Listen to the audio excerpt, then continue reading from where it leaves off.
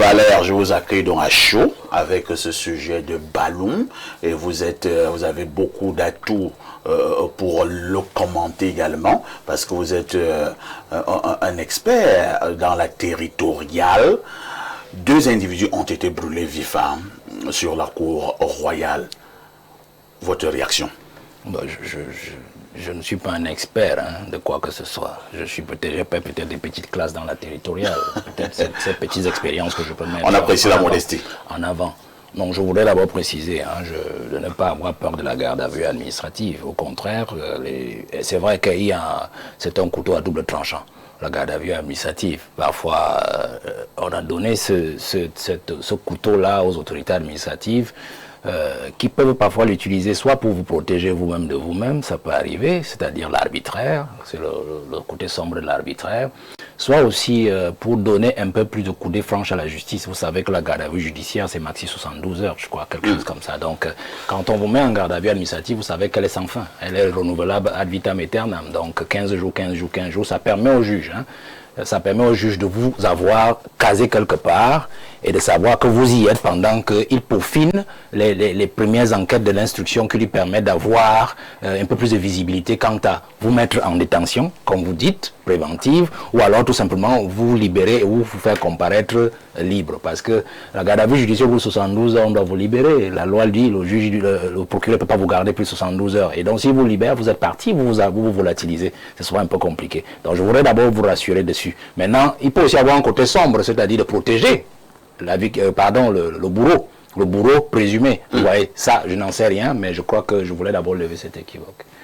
Je veux donc continuer avec les chefferies pour dire que les chefferies ont ceci de particulier qu'elles sont pratiquement des royaumes dans le royaume, des États dans les États.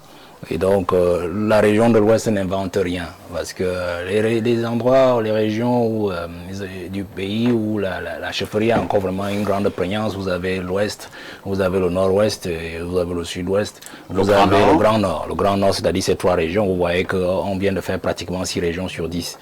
Alors, ça fait que dans ma petite expérience, il y a des situations qu'il ne faut même pas imaginer, qui arrivent parfois dans des chefferies, dont l'autorité administrative est informée, mais il ne peut rien faire, parce que parfois, les chefs ont, comme on dit souvent, un peu plus, peut-être le bras plus long politiquement, et donc ils ont des couvertures. Quand on parle du cas de Balloum, je voudrais faire remarquer que ce n'est pas le premier cas.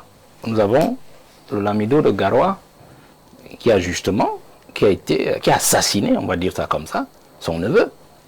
Ça fait 2 ans, souvenez-vous. L'actuel Lamido de Garoua, que connaîtrait, j'imagine très bien mon colonel ici présent. Et donc, son neveu, il est toujours en poste.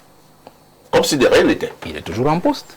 Il va quand même à ses occupations politiques, cheval et tout. Donc ça arrive, c'est des choses qui arrivent. Il y a même le Lamido de Rébouba.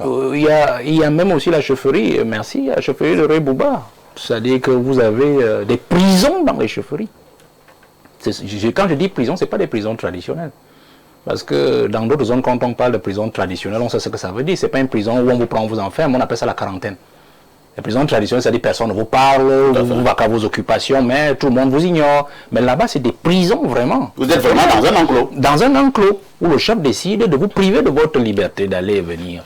Vous voyez, parfois même aussi, de la liberté même de vous alimenter. La possibilité de vous alimenter, oui, ça existe. Ça existe. Dans le Grand Nord, un peu partout, ça existe. Et pour les chefferies comme celle de Rébouba, même l'histoire, parce que ce n'est pas l'affaire du Lamido actuel qui est président du Sénat, c'est parti de ses arrières, grands-parents et tout, depuis la création de cette chefferie, c'est un État dans l'État.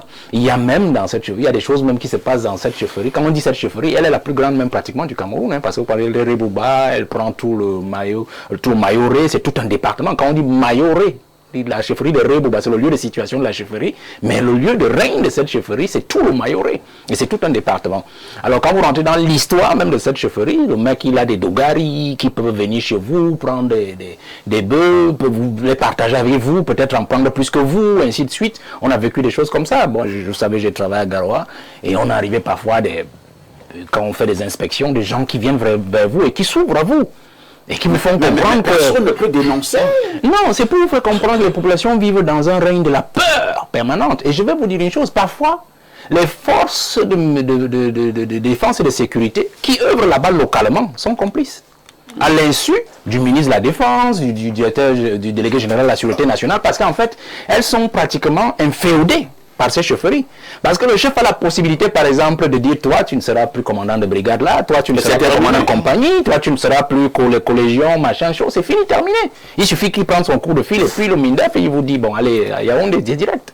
Parce que parfois, le ministre de la Défense, le DGS n'a même pas le choix, parce qu'on vous dit, le mec, il a le numéro, bref, la ligne directe du président de la République. Qu'est-ce que vous allez faire? Donc vous allez voir que tout ce monde-là, parfois ils se mettent au service de ce monsieur. Parfois quand ces Dogaris peinent peut-être à régler une situation, peut-être parce qu'ils n'ont pas toujours les moyens matériels dont dispose un policier ou un militaire ou un gendarme, il fait appel à ces gens-là et c'est eux qui vous règlent le compte. On a eu des situations où même des bergers, nomades tchadiens, en transhumance avec leur troupeau, ils rencontrent les Dogaris d'un chef et puis tout s'est divisé et puis c'est terminé, et leur troupeau va en nature et puis ils vont se plaindre et ça tourne sur place. Vous voyez des choses comme ça. Donc je vous rappelle juste pour ceux qui nous regardent pour qu'on puisse comprendre que la chefferie au Cameroun est encore à régler. Il y a beaucoup de choses encore à régler dans les chefferies. Maintenant, ce qui moi m'intéresse dans cette affaire, c'est les autorités administratives, elles le savent. Les autorités administratives, rien n'échappe à un sous-préfet dans un arrondissement. D'ailleurs, même dans une chefferie, au moins 2 ou 3 ou 4 des notables sont connectés au sous-préfet. Ça, c'est clair. Le préfet, la même chose. Bon, le gouverneur peut être loin, mais il sait aussi. C'est comme ça. Donc, et même, dites-vous bien que c'est la population qui a amené le pauvre jeune homme à la chefferie. Donc, forcément, il y a quelqu'un qui a pu dire au sous-préfet, il y a une situation là-bas. Donc, on n'a même pas besoin de dire, et puis c'est des villages. Donc, il n'y a rien qui se cache, vous comprenez? Mais le problème aussi, c'est celui que je viens de soulever. C'est-à-dire que même les autorités administratives sont sous cette coupe réglée. Parce qu'il y a des chefs qui sont plus puissants, par exemple, qu'un sous-préfet. Quand on dit plus puissant, ce n'est pas parce qu'ils peuvent mobiliser le même arsenal de contraintes que le sous-préfet, mais parce que politiquement, ils pèsent. Et donc, il peut mobiliser un certain arsenal ou une certaine pression qui peut amener le sous-préfet parfois à fermer les yeux sur ces choses là-bas. Il se dit, après tout, je suis passager, moi. On va me nommer, on va peut-être m'affecter ailleurs. Et vous avez vu, par exemple, je vous prends des cas. Prenons Banganté. Oui, Banganté. Vous avez vu le cas qu'il y a eu entre le président du Sénat et l'ancien maire de Banganté. Le préfet a trinqué. Le préfet a trinqué. Il croit qu'il est quelque part dans une brousse de l'Est, quelque part là-bas. Et celui qui l'a remplacé a aussi encore trinqué. Lui, il est parti à on l'a égorgé après. Donc, vous voyez, c'est comme ça. Quand on l'a égorgé, je dis administrativement. Vous voyez? Donc, c'est des pressions comme ça. Moi, je voudrais terminer en disant que le plus important ici pour moi, c'est les nouvelles technologies de l'information et de la communication, notamment les réseaux sociaux. Parce que c'est pour ça que je voulais dire au peuple que c'est le moyen, peut-être par excellence, qui nous reste à nous, de pouvoir rester entre nous. Je préfère parler comme ça, de pouvoir nous protéger entre nous. Vous voyez que s'il n'y avait pas eu ces réseaux sociaux-là, il n'y avait pas eu Facebook, il n'y avait pas eu l'Android, il n'y avait pas eu la connexion Internet, il n'y avait pas eu... Ça serait passé inaperçu.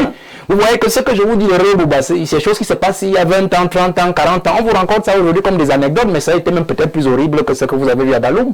Si on vous ramenait vraiment dans les réseaux sociaux, ce qui s'est passé il y a 30 ans, 40 ans dans ces chefferies-là. Vous voyez?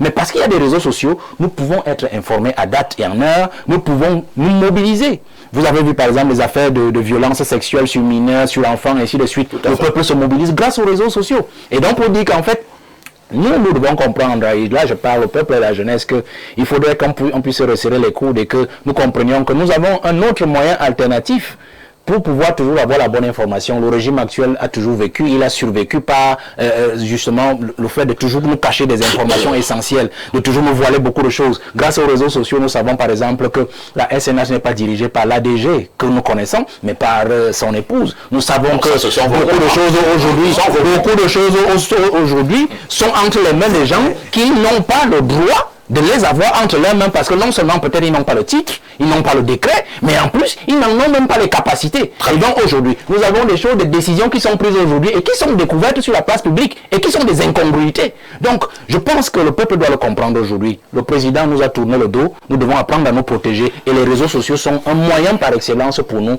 de toujours nous resserrer les coudes et de nous protéger les uns les autres. Merci Valère Bessala pour votre premier jet ce matin. Nous allons tout simplement une fois de plus adresser nos condoléances à ces familles qui ont été durement éprouvées. Nous attendons calmement la suite de la procédure. Marquons une touche pause.